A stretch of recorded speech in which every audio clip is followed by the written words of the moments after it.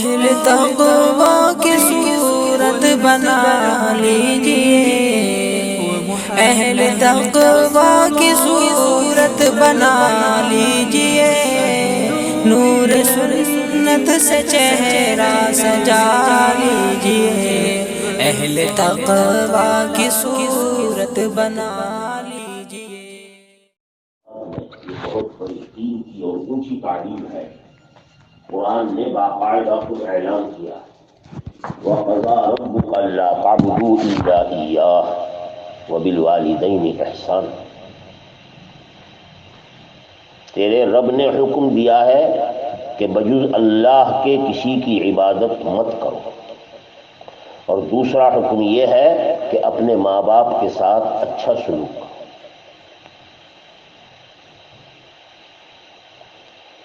حضرت ابن عباس اس آیت کی تفسیر کرتے ہوئے فرمایا کرتے تھے کہ آیت میں جو فرمایا گیا کہ اللہ تعالیٰ کے علاوہ کسی کی عبادت مت کرو، اس میں یہ بھی شامل ہے کہ کسی گناہ کرنے میں کسی کا کہا مت مانو۔ کوئی بھی شخص کسی برائی کا حکم دے ہرگز اس کو نہ کرو، بلکہ اللہ تعالیٰ جو حکم دیتے ہیں اسے مانو۔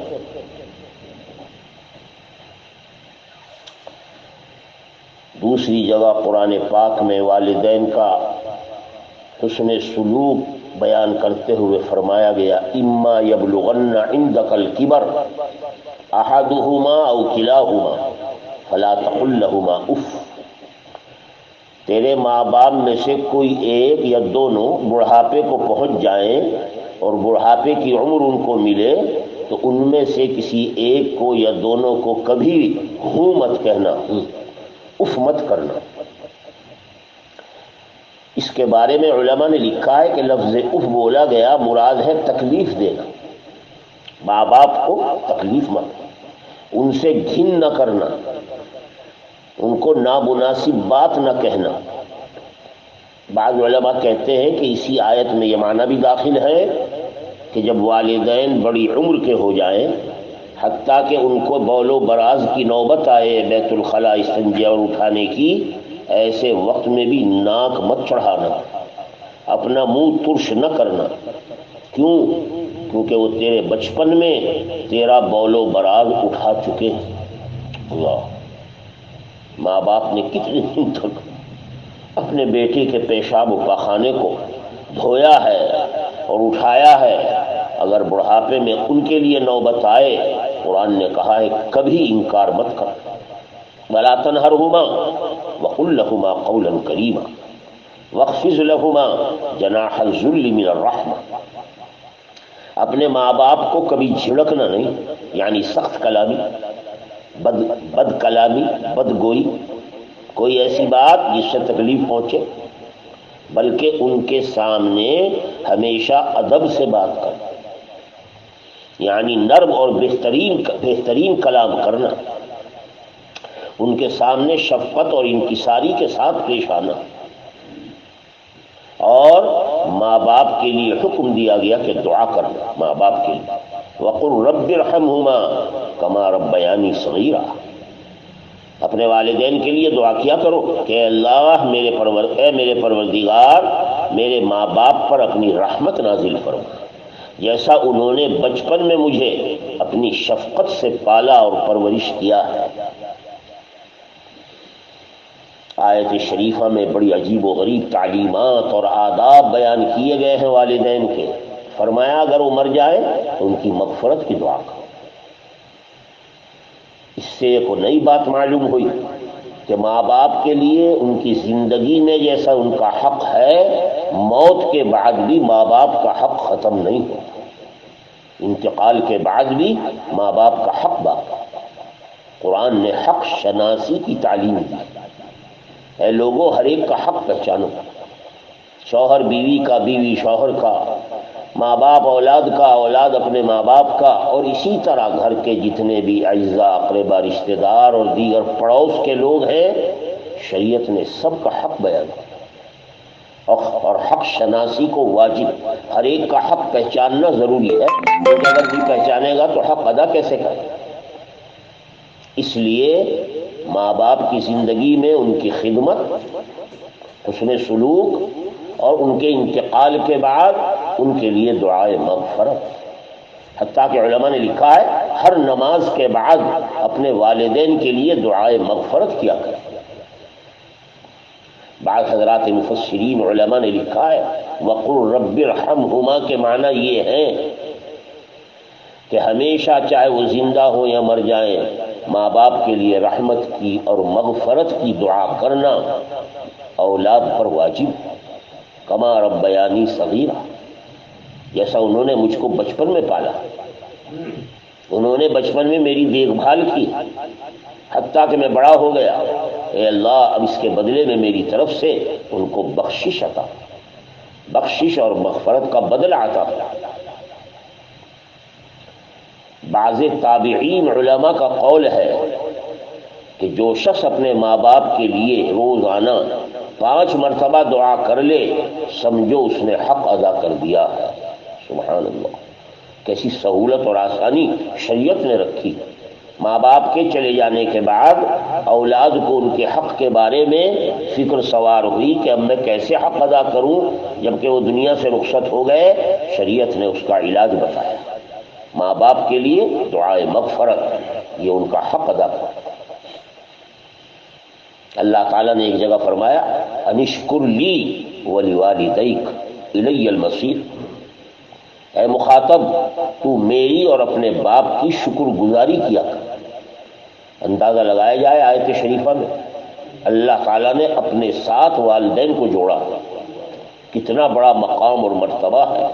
فرمایا جا رہا ہے میری اور اپنے ماں باپ کی شکر گزاری کر، کیونکہ تمہیں میری طرف لوٹ کر آنا ہے. اللہ تعالیٰ کا شکر یہ ہے کہ ہر دن میں 5 مرتبہ جب نماز پڑھے تو والدین کے لیے دعا کرے. 5 مرتبہ ان کے لیے دعا کرنا گویا ان کا شکریہ ادا کرنا. ربکم اعلم بما فی نفوسکم، تمہارے قلوب میں والدین کے لیے جو کچھ نرمی مہربانی ہے اللہ اس کو خوب جانتے ہیں. اسی لیے فرمایا ایک موقع پر قرآن نے ان تکونوا صالحین فإنہ کان للأوابین غفورا. اگر تم سعادت مند رہو گے، ماں باپ کا حق ادا کرتے رہو گے تو اللہ تعالیٰ ایسے لوگوں کی خطاؤں کو معاف کرنے والے. یعنی اگر ہم والدین کے ساتھ خوش معاملہ رہو گے تو اس کی وجہ سے اللہ تعالیٰ کے ہاں اجر کے مستحق بنو گے. اگر حق والدین میں، والدین کے حقوق میں اگر کوتاہی کر بیٹھو تو بتایا گیا کہ اللہ کے سامنے توبہ کرو. اسی لیے فرمایا انہ کان للأوابین غفورا، اللہ توبہ کرنے والوں کو بخش دے گا. شریعت میں اللہ تعالیٰ نے اپنے بعد والدین کے جو مراتب اور درجات بیان کیے ہیں، علماء نے اس سلسلے میں لکھا ہے کہ والدین کے بہت سارے حقوق ہیں. اولاد پر ماں باپ کے بڑے حقوق ہیں. مثلا ان کو کھانے کی ضرورت ہے تو کھانا کھلانا فرض ہے. جیسے شوہر پر بیوی کا نان نفقہ واجب ہے، ایسے ہی غریب والدین کا نان نفقہ اولاد پر اگر استطاعت رکھتے ہیں تو واجب. انہیں کپڑے کی ضرورت ہو کپڑا بھی پہنا، بشرطے کہ ان چیزوں پر قدرت ہو.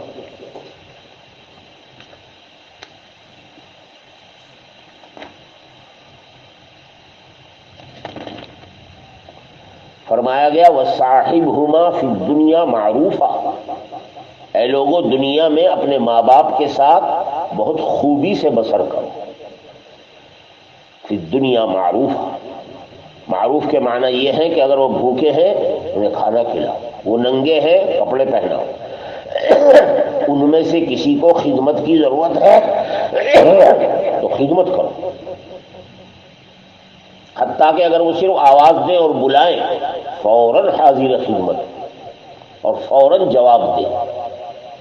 کسی بات کا حکم اگر کرے اس کی اطاعت کرے، بشرطے کہ کسی گناہ کا، غیبت کا، کسی برائی کا حکم وہ نہ دے، کیونکہ معصیت، برائی اس میں کسی کا اتباع نہیں ہے شریعت کے حکم کے علاوہ.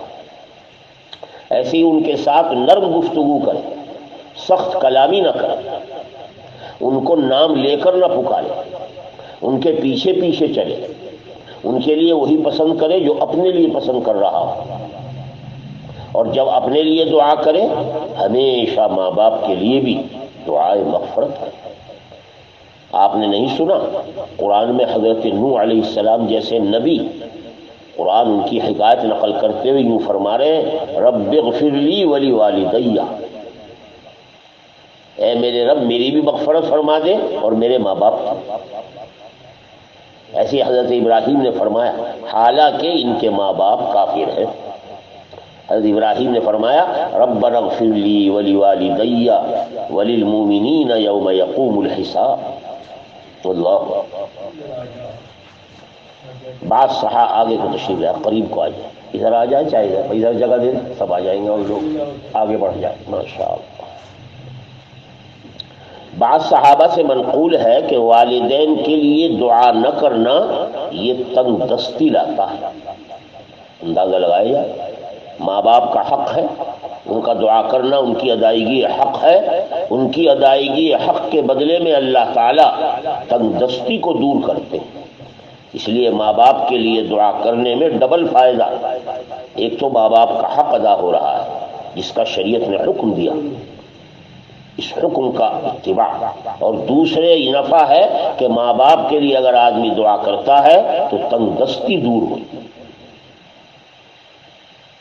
ایک موقع پر فرمایا گیا کہ جس شخص کے والدین فوت ہو جائیں، اور شریعت میں یہ احکامات جو ماں باپ کے ہیں والدین کے فوت ہونے کی وجہ سے اب ادا نہ کر سکتا ہو، دنیا سے چلے جانے کے بعد ماں باپ کا حق کیسے ادا ہوگا؟ فرمایا 3 باتوں پر عمل کرنا چاہیے۔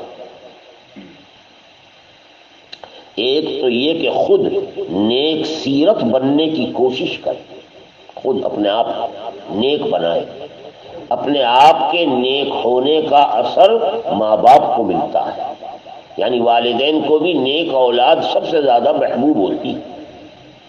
اور دوسرا طریقہ یہ ہے والدین کے ساتھ حسن سلوک کا ان کے مرنے کے بعد، کہ والدین کے جتنے قرابت دار ہیں، رشتہ دار ہیں، قریب کے ہیں یا بعید کے ہیں، یا ویسے ہی میل ملاپ رکھنے والے ہیں، والدین کے دوست اور احباب ہیں، ان کے ساتھ اچھا سلوک، ان کے ساتھ اچھا سلوک گویا ماں باپ کے ساتھ اچھا سلوک۔ اور تیسرے یہ کہ ماں باپ کے لیے دعائے مغفرت، یا ان کی طرف سے کبھی کبھی صدقہ کر کے ان کو ثواب پہنچائے، یہ اللہ نے ماں باپ کا حق رکھا۔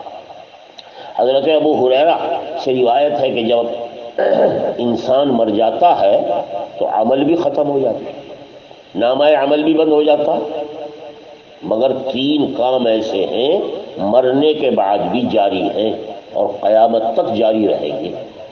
3 کام، ایک تو یہ کہ اس مرنے والے نے کوئی صدقہ جاریہ کیا، کوئی کنواں کھدوا دیا، کوئی سرائے بنوا دی، کوئی مسجد تعمیر کر دی، یا کوئی اور جس کا نفع ہمیشہ چلتا ہو، اس کا ثواب مرنے کے بعد بھی مرنے والے کو ہمیشہ ملتا ہے۔ دوسرے علم نافع کوئی چھوڑ کر گیا، کوئی کتاب تصنیف کی، کوئی اور شاگرد چھوڑا، کوئی اور خدمت والا، علم والی خدمت کرنے والا چھوڑا ہے، اس کا نفع جب تک جاری ہے مرنے والے کو اس علم کا نفع پہنچے۔ اور تیسرا فرمایا گیا ولد صالح، ماں باپ کو دنیا سے چلے جانے کے بعد دنیا میں جو اس کی اولاد ہے ان کے تمام نیک کاموں کا ثواب ماں باپ کو ملتا ہے۔ اندازہ لگایا جائے کہ اللہ تعالیٰ نے اولاد صالح کو والدین کے لیے کتنی بڑی نعمت بنایا، اور اولاد اگر بخشش کی دعا کرتی رہے تو سبحان اللہ، یہ اس سے بھی بڑھ کر ثواب بھی ملے گا اور اولاد کی دعا بھی مغفرت کی والدین کے حق میں قبول ہو۔ حضرت نے ایک موقع پر ارشاد فرمایا کسی صحابی کو خطاب کرتے ہوئے، دیکھو اس شخص سے کاٹ مت کرنا جو تمہارے باپ کے پاس آتا جاتا ہو، اس سے قطع تعلق نہ کرنا، کیونکہ تیری محبت تیرے والد کی محبت میں شمار ہو۔ کہتے ہیں کہ بنو سلمہ کے ایک آدمی نے، قبیلہ بنو سلمہ کے ایک آدمی نے دربار نبوت میں حاضر ہو کر عرض کیا حضرت سے کہ میرے والدین انتقال کر چکے ہیں، کیا اب بھی میں ان کے ساتھ کوئی حسن سلوک کر سکتا ہوں؟ فرمایا جی ہاں۔ اندازہ لگائیے شریعت کی تعلیم کتنی پائیدار، کتنی قائم اور دائم اور ہمیشہ رہنے والی، جس کا نفع ہمیشہ پہنچتا رہتا۔ فرمایا جی ہاں، انتقال کے بعد بھی تم اپنے والدین کے ساتھ حسن سلوک کر سکتے۔ عرض کیا کروں یا رسول اللہ؟ فرمایا ان کے لیے استغفار کرو، ماں باپ کے لیے دعائے مغفرت۔ انہوں نے کسی سے کوئی وعدہ کر رکھا ہو اسے پورا کرو۔ ماں باپ کا وعدہ پورا کرنا ماں باپ کے ساتھ بہت بڑا سلوک ہے۔ اسی طرح تیسرے، ان کے دوستوں کا اکرام کرو، اور ان کی وجہ سے جتنی رشتہ داری ہے، باپ کی وجہ سے دادیال کی جتنی رشتہ داری ہے، سب کا خیال رکھو، کیونکہ وہ انہی کی وجہ سے قائم ہے۔ اللہ تعالیٰ نے اپنے نبی کی ان تعلیمات میں کیسا حسن معاشرہ اور ماحول کو خوشگوار بنانے کے لیے کیسی کیسی آسان تعلیم دی۔ آج ہمارا معاشرہ جو بگڑا ہوا ہے، اس واسطے کہ ہمیں لوگوں کے حقوق ہی معلوم نہیں۔ معلوم ہوں گے اللہ عمل کی توفیق دے گا، پھر اس کی برکات سے پورا معاشرہ متبرک بنے گا۔ یہ جس طرح آپ نے آقا کی تعلیمات میں سنا کہ والدین کا یہ حق ہے، شریعت بڑی کامل ہے۔ ہمارے آقا نے فرمایا اتیتکم بالشریعۃ البیضاء لیلها ونہارها سواء، اے لوگوں میں ایسا دین لے کر آیا ہوں، ایسی شریعت لے کر آیا ہوں، ایسا طریق زندگی لایا ہوں جو 14ویں رات کی چاند کی طرح چمکنے والا ہے، یعنی رات دن برابر ہے، یعنی کوئی چیز اس میں چھپی ہوئی پوشیدہ نہیں، کھول کھول کر آقا نے ایک ایک چیز کو بیان کیا اور ہر ایک کا حق بتلایا، تاکہ ہر آدمی اپنے حق کی ادائیگی کی وجہ سے سکون اور طمانینت کی زندگی گزارے۔ ماں باپ کا حق ادا ہوگا، ماں باپ آرام سے رہیں گے۔ اسی طرح شریعت نے ماں باپ کے مقابلے میں اولاد کے بھی حقوق بیان کی۔ یہ نہیں ہے صرف کہ اولاد کو کہا گیا کہ ماں باپ کا حق ادا کرو، نہیں، ماں باپ کو بھی مخاطب بنایا گیا، اور ماں باپ سے کہا گیا جیسا تمہارا حق اولاد پر ہے، اولاد کا حق تم پر ہے۔ چنانچہ قیامت میں دونوں کا مطالبہ ہوگا، اولاد سے ماں باپ کی حق کی ادائیگی کا مطالبہ ہوگا، اور ماں باپ سے بیٹے کے حق ادا کرنے کا مطالبہ۔ حتیٰ کہ حدیث میں فرمایا گیا کہ قیامت کے دن جیسے ہماری اپنی عبادات، نماز، روزہ، دیگر اعمال کا باقاعدہ حساب اور سوال ہوگا، یہ بھی سوال کیا جائے گا کہ تم نے اپنے بیٹے کو علم دین سکھایا یا نہیں، اس کا بھی سوال ہے۔ اللہ، حضرت امام فقی ابو اللیث سمرقندی فرماتے، حضرت ابو ہریرہ نے ایک مرتبہ فرمایا کہ جناب نبی پاک صلی اللہ علیہ وسلم نے ہمارے سامنے مجلس میں ایک موقع پر فرمایا باپ کے ذمے بیٹے کے حقوق ہیں، اے لوگوں اہتمام سے اپنی اولاد کا حق ادا کرو۔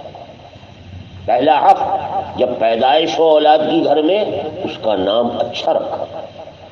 ہم لوگ نام رکھنے میں بھی آج کل نہ جانے کہ دو غیروں کا اتباع کرتے ہیں۔ ہمارے آقا صلی اللہ علیہ وسلم نے اس سلسلے میں مکمل تعلیم دی، مکمل شریعت لے کر آئے ہیں آپ۔ فرمایا جب کوئی آدمی اپنی اولاد کا نام رکھے، اچھا نام رکھے۔ یہاں تک فرمایا دیکھو اچھے ناموں میں عبداللہ اور عبد الرحمن داخل ہے، جس سے اللہ کی عبدیت، اللہ تعالیٰ کی بندگی، خود اللہ تعالیٰ کے نام نامی لینے کی توفیق ہوتی، اور نہ جانے کتنی رحمتیں ایسے اچھے ناموں پر نازل ہوتی۔ فرمایا گیا قیامت کے دن ہر شخص کو اس کے نام کے ساتھ، اس کے باپ کے نام کے ساتھ پکارا جائے گا۔ اندازہ لگائیے مجمع میں اولین آخرین آدم سے لے کر قیامت تک جمع ہیں، اگر کسی نے اپنی اولاد کا نام ایسا رکھا جو نازیبا ہے، نامناسب ہے، قیامت میں وہی نام لے کر پکارا جائے گا۔ اس لیے فرمایا اپنے بچوں کے نام اچھے رکھا۔ معمولی سی تعلیم ہے مگر یہ دنیا اور آخرت میں کام آنے والی۔ فرمایا جب وہ عقل مند ہو جائے، سمجھدار، سب سے پہلے قرآن پاک پڑھایا، سب سے پہلے قرآن پاک۔ ہمارے ہاں بچوں کو ذرا بڑے ہو جائیں، بولنے والے ہو جائیں، نہ جانے کیسی کیسی لا یعنی باتیں زبان سے کہلواتے ہیں۔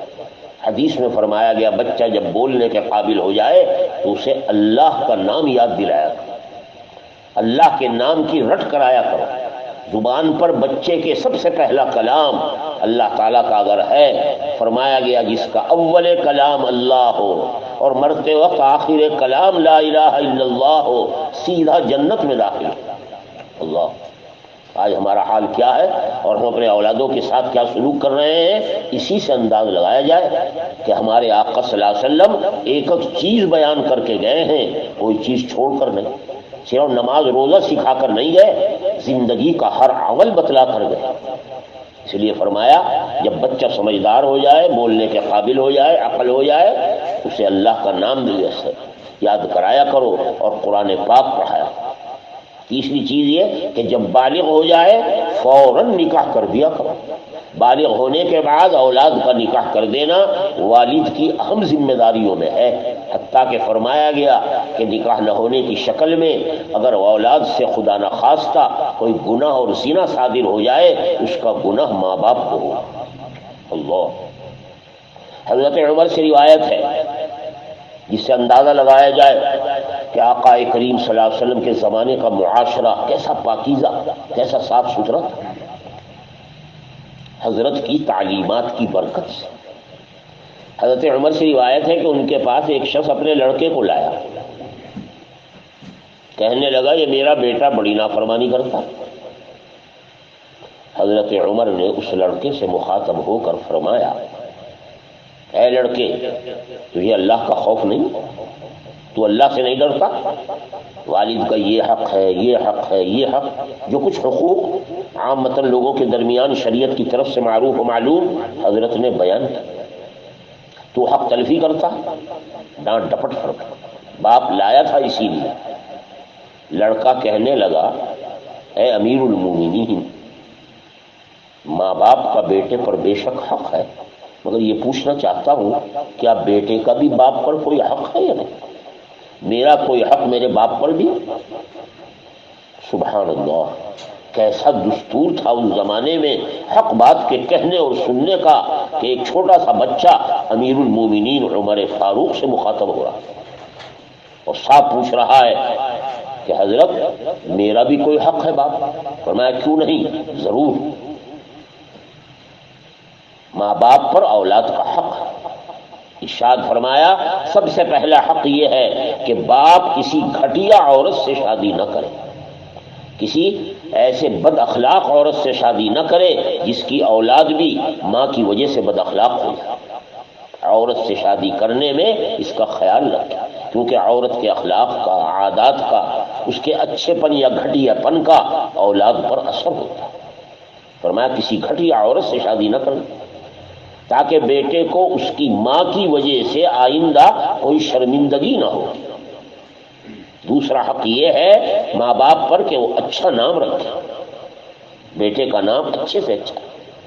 تیسرا حق ہے قرآن پاک کی تعلیم دلائی، یہ اللہ نے باپ پر حق رکھا۔ یہ سن کر وہ لڑکا کہنے لگا اے امیر المومنین، خدا کی قسم میرے باپ نے میری ماں کے انتخاب میں اچھے خاندان کا خیال نہیں رکھا، بلکہ وہ ایک معمولی سی باندی ہے جسے 400 درہم میں یہ خرید لایا اور جس کی وجہ سے مجھے اخلاق اور عادات میں کوئی سبق اپنی ماں سے نہیں مل سکا۔ دوسرے اس نے میرا نام بھی اچھا نہیں رکھا۔ فرمایا کیا نام رکھا تمہارا کیا نام ہے؟ لڑکے سے پوچھا۔ فرمایا اس نے میرا نام جعل رکھا ہے، جعل۔ جعل عربی لفظ ہے جس کا ترجمہ ہے گندگی کا کیڑا، گندگی کا کیڑا۔